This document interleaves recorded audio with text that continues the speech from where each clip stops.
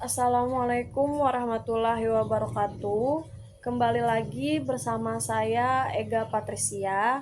Di sini saya ingin kembali mereview lanjutan buku The Black Swan karya Nassim Nicholas Taleb bab 12 dan bab 13. Di bab 12 yang berjudul Epistemokrasi, Sebuah Mimpi, membahas tentang kesadaran dan keterbatasan dalam memprediksi masa depan, yaitu masyarakat yang menyadari keterbatasan pengetahuannya, alih-alih merasa tahu segalanya.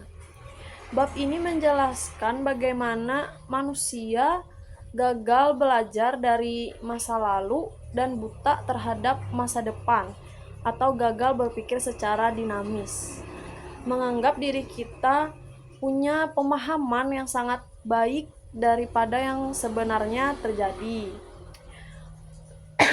Manusia sering menganggap solusi di masa lalu itu berlaku juga untuk di masa depan. Padahal orang-orang di masa lalu juga berpikir yang sama, tapi tetap juga salah.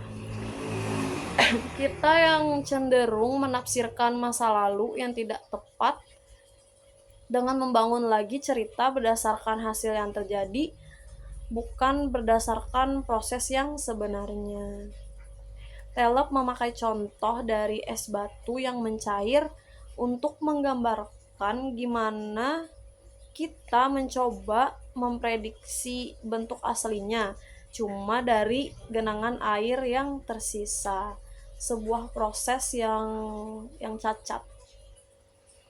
Lalu di bab 13 ini yang berjudul Apeles Sang Pelukis, atau apa yang Anda perbuat jika tidak bisa meramal. Di bab ini Taleb membahas tentang cara menghadapi ketidakpastian dan kecenderungan manusia yang melebih-lebihkan apa yang mereka ketahui. Taleb menyarankan pada kita untuk supaya tak selalu bergantung pada prediksi yang berpotensi menimbulkan kerugian besar. Taleb juga memperlihatkan strategi investasi barbel yang melibatkan penempatan sebagian besar dana, yaitu 58-90% pada instrumen yang paling aman, dan sisanya yaitu 10-15% pada taruhan yang sangat spekulatif. Tujuannya adalah untuk menghindari resiko menengah dan memaksimalkan potensi keuntungan dari peristiwa Black Swan yang positif sambil